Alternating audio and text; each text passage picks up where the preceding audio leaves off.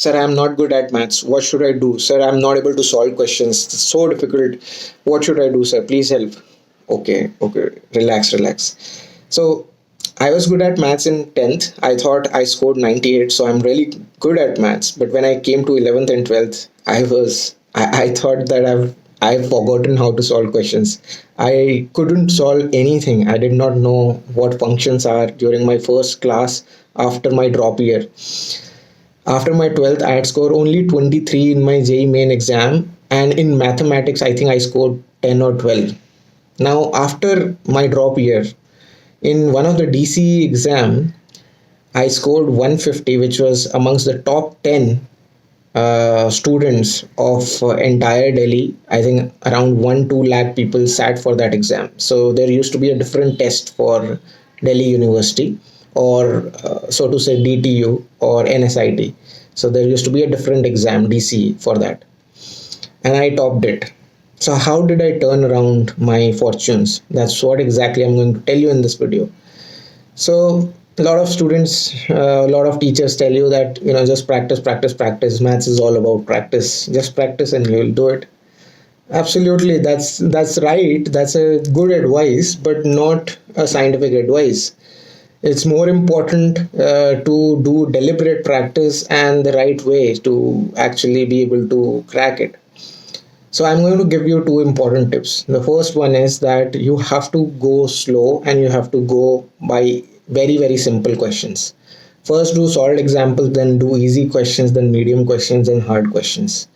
Make it a progression, make it like video game levels. You do easy questions first, then go to hard levels.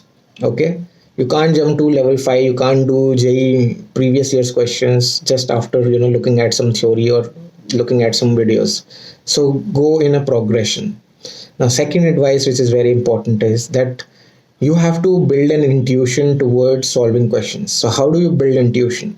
First, you figure out what are the steps that are required to solve a question. So what could be the first step? You're trying to solve a problem. Okay, what could be the first step? First step. Not able to understand it, then look at the solution, but don't look at the entire solution, only look at the first step of the solution. Now, once you have looked at the first step, now try to figure out what could be the second step. Second step.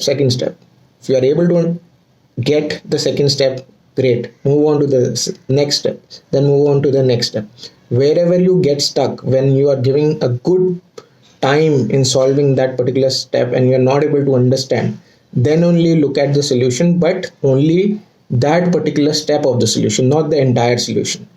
This way you actually build intuition for solving questions. And this is the way, when you go along, when you keep doing this again and again, you are able to solve more questions. Now, what happens a lot of time is students only look at the solution and they feel that they kind of have done this before and they are okay with it. They do not solve it on their own. So it is very important, once you have looked at the solution, close the book and solve it on your own again. Because familiarity is not actually learning process. You may feel something is familiar, but that doesn't mean it's gone inside your head. So it's more important to not just feel familiar with it, but also solve it on your own to make sure that it has gone into your long-term memory.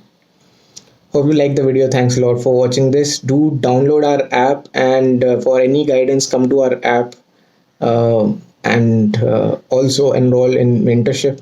Thanks a lot.